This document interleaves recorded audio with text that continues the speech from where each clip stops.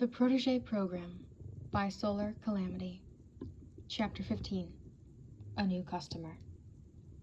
Chapter trigger warnings. Mentions of neglect. Mentions of torture and murder and stuff. Mentions of maiming. Mentions of stalking. Panic and fear. Izuku wasn't very good at chess. At least, that's how he saw it. People who were good at chess were the ones who knew all the history and the names of the strategies, weren't they? Izuku wasn't good at chess, he just knew how best to move the pieces in order to win. That wasn't the same thing. At least, that's what one of his former teachers had told him after thoroughly losing to Izuku in a game of it. He still played it every so often, mostly online. Izuku sighed and let his eyes drift to the sole window in his room. The sun had only just started to set, leaving the sky streaked fuchsia and gold. It was his opponent's turn at the moment. Izuku was lying on the floor of his room, wishing he could leave it to refill his water bottle. But, well, if the pretentious laughs and hushed voices coming from the kitchen were any indicator, his mom had company over. Whatever. Izuku just hoped they would go out to eat dinner soon. Whether his mom forgot to unlock Izuku's bedroom door before leaving was irrelevant. He'd climb up the window and onto the apartment's balcony, then pick the lock to get back into the main section of the house if he really needed to get to the kitchen. He didn't need to do that, though. He'd had some water about 6 hours ago, so it wasn't like he'd die of dehydration or anything. His laptop pinged as his chess opponent for this match made their next move. Izuku sighed and offered his knight up to be captured. It wasn't bait, not really, but it also kind of was.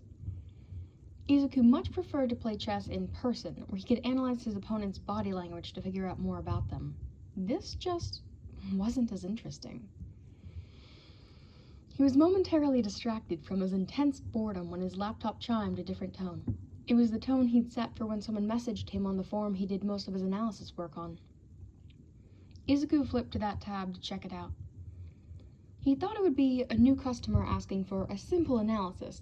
Izuku thought they were overpriced, considering he could do them in 2 to 4 minutes, but his customer said his prices were an absolute steal. Instead, he found a message from the user Caffeinated Cat 2, which he knew to be Eraserhead. Caffeinated Cat 2. Hello, Wildcard. Miss Joke recommended I ask for you for a full analysis of myself. What is your price? Izuku's eyes widened, and he resisted the glee trying to claw its way up his throat and stretch his mouth into a feral grin. This could be interesting. Miss Joke was easily Izuku's favorite customer. She came to him for help often, or rather, she came to Wildcard often, as she knew him. That was how everyone on this particular forum knew him, after all. He knew she and Eraserhead had worked together quite a few times, and were even friends outside of work. It was entirely plausible that Miss Joke had recommended Izuku to Eraserhead, though Izuku wasn't sure why Eraser would have actually gone through with it. He surely had access to better analysts, right? Maybe he just wanted to find out if Izuku was legit. Regardless, this would be the most fun thing he had done in a long time. He quickly typed out a reply. Wildcard. Hello, Eraserhead. My price depends on what specifically you want out of this. Weaknesses and ways to improve? Patrol patterns that villains could have picked up on that you should deviate from? Do you want an analysis covering just the basics? Eraserhead only took a minute to reply. Caffeinated Cat 2. Everything. I want absolutely everything you can. Just name your price. Izuku grinned, letting his lips peel back from his gums just enough that if anyone had seen him, they would have thought him mad.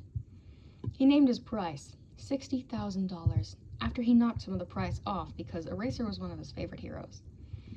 It was easily the most expensive thing he ever did, and for good reason. A full analysis required far more effort than anything else he ever did. Besides, this was the ridiculous starting price he'd chosen to let Eraser haggle him down from. There was no way he'd charge that much. He was crazy, not corrupt. He was interested to see what Eraserhead's bargaining strategy would be. Likely not a beggar. Would he offer a favor to knock off some of the price? Try to convince Izuku he was being unreasonable? The laptop pinged and Izuku let his eyes fall back on the messaging screen, eager to find out. Caffeinated Cat 2. That sounds fair. I'll pay half up front, half when you get the analysis to me. Izuku blinked. He was joking, right? There was no way that... Izuku's laptop flashed a pop-up saying that he'd been transferred $30,000. Holy shit. Wildcard. You weren't even going to try to haggle me down a bit? Caffeinated Cat 2. If what Joke said is true, your analysis is worth far more. She also thought that your price was too high when she first heard of you, but after receiving your analysis of her, she said it was definitely underpriced. I trust her judgment. Besides, I can easily afford it. Holy shit. He'd just gotten $30,000 for something he wanted to do anyways? Well, it was true that Eraser could afford it, at least. Being a hero and a teacher at UA both paid well. Combine that with Present Mike's revenue, and the price really wouldn't be bad at all. Still, though, Izuku felt bad about taking the man's money when he didn't have to. He'd just do the analysis, then let the hero off the hook for the other $30,000. Wildcard. Deal. Do you have a preference for the format of the analysis? Caffeinated Cat 2. No. Wildcard. Analog curvy smiley face. Izuku resisted the urge to shriek in utter glee. Sure, the money he'd make would be fantastic, but he was more excited about getting to share his analysis with Eraserhead himself. He brought himself back to reality briefly enough to finish up his online chess match with his opponent RatGod404. He pulled up the loose floorboard beneath his bed, took out his coded analysis book on Eraserhead, and set it next to his laptop. He grabbed a fresh notebook off his shelf. He was in business.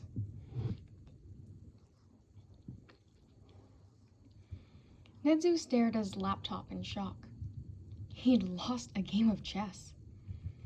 For the first time in his life, he'd lost a game of chess. His opponent, Inertia, had seemed to be a decent strategist right off the bat, but he had not seen this coming. They had been going back and forth for around 12 minutes, neither making much progress. Nezu hadn't been trying very hard at all, a bit too tired to care very much about chess at the time. He had just wanted something to do with his pause while he surveyed his staff from his spot on the couch in the teacher's lounge. He had been idly listening to them chat about their classes and the first week of the Protege Program almost being over, while he played online chess almost mindlessly. Inertia had taken around 4 minutes to make their next move, which was unlike their average 40-second wait time before making each prior move. When they had made their move, they'd won. Nezu hadn't noticed the opening he'd left. He hadn't expected to lose. He hadn't thought that moving their knight forward was a trap. He'd lost. Nezu felt his lips pull away from his two sharp teeth as he grinned. He started to cackle. His own distraction was irrelevant. It didn't change the fact that Inertia had beaten him at chess.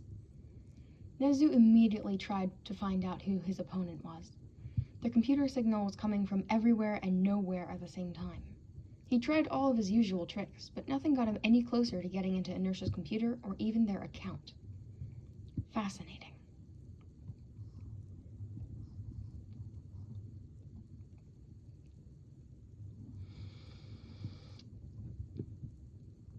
Shota sighed heavily, wondering passively why he'd ever become a teacher. Grading always took so long. These monotonous essays from the 1B kids didn't make it any less of a drag either.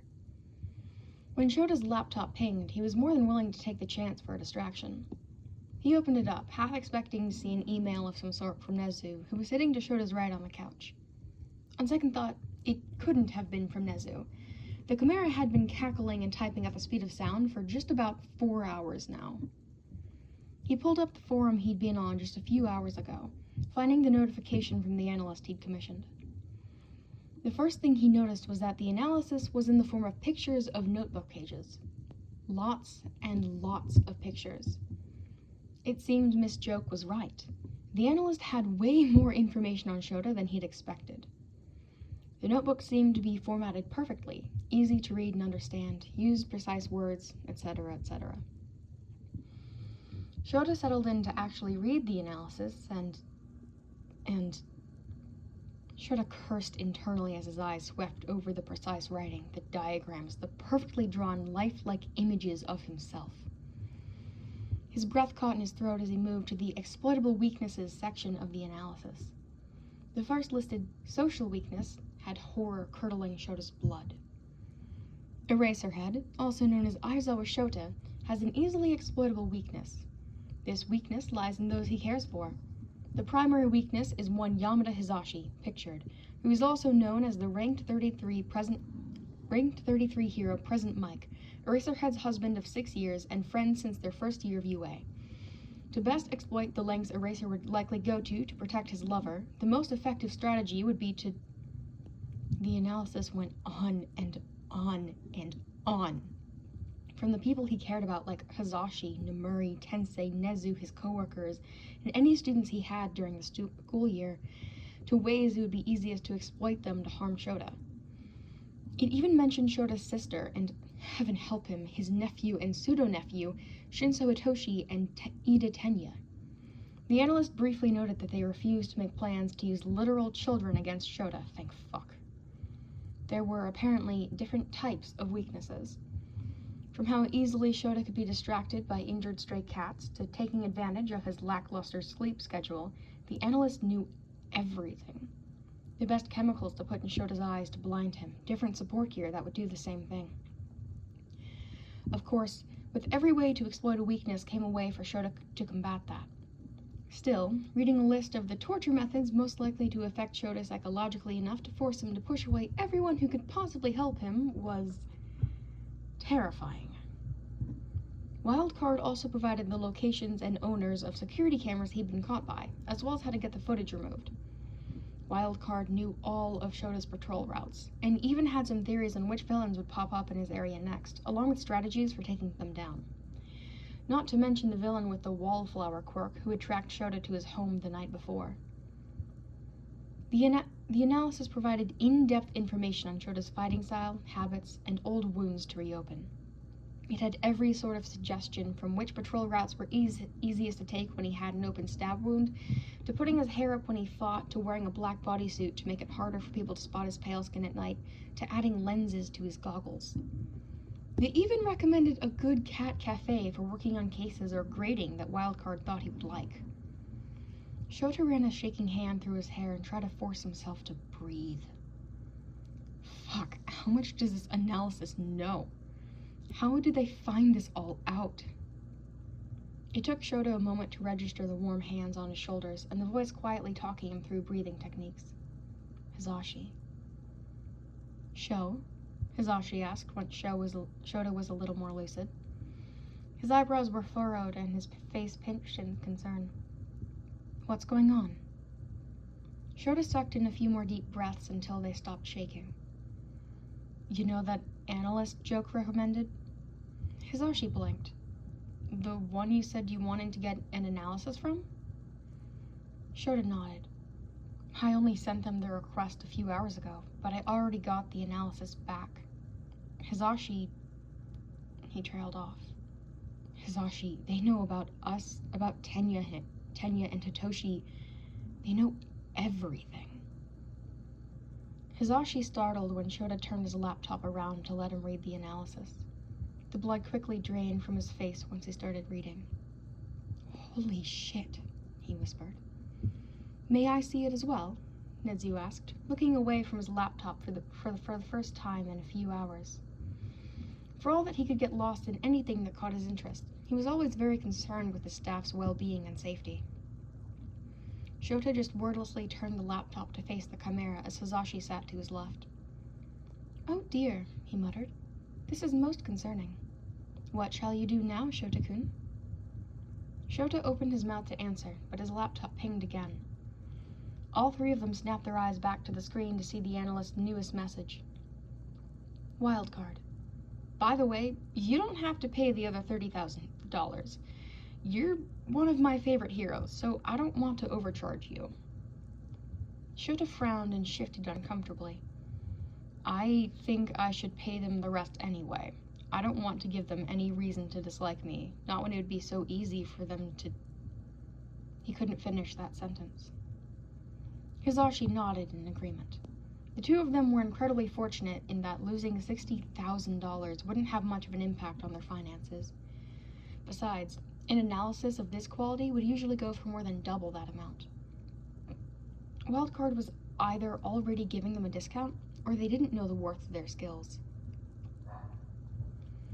Shota transferred the money and sent out a final message. Caffeinated Cat 2. No, I'll pay the full amount. With how much information you have on me and those I care for, I don't want you to have any reason to use any of it against me. Besides, I may need to get an analysis from you for cases I'm on, and I'd like us to have a decent working relationship. That was polite enough, wasn't it? Shota wasn't one for unnecessary politeness, and he never had been, but neither Hizashi nor Nezu were objecting to the message, so Shota sent it. He got a reply almost immediately. Wildcard. Keyboard smash. Wildcard. Thank you? I look forward to working with you in the future, sir. Yeah, there was no way this analyst knew the value of their skill. More likely than not, they were an underground hero or retired underground hero who was just never told that their analysis was anything special. Shota closed his eyes and collapsed against the back of his couch with an exhausted sigh, only to groan when his laptop pinged once again a moment later. Wildcard. P.S. You should probably ask Nezu to take down the sports festival video from your first year. The announcer introduced you as Aizawa Shota and said your quirk was erasure. The fool explained how it works, too.